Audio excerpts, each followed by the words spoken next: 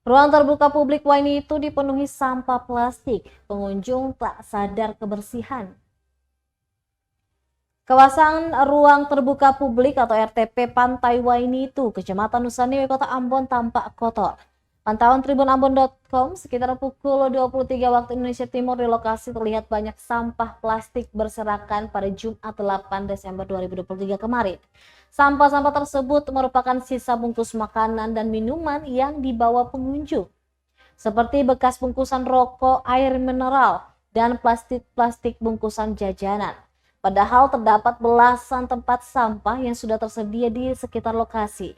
Dilihat dari bentuknya yang usang, sampah-sampah tersebut sepertinya sudah lama tak dibersihkan.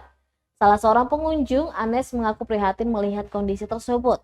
Menurutnya kurang kesadaran dari pihak pengunjung yang menyebabkan banyak sampah berserakan.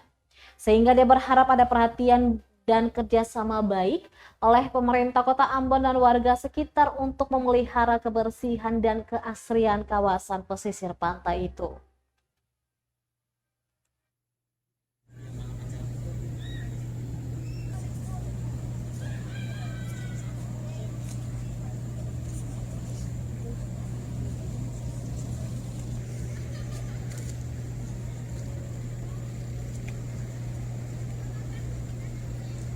Download Tribun X sekarang, menghadirkan lokal menjadi Indonesia.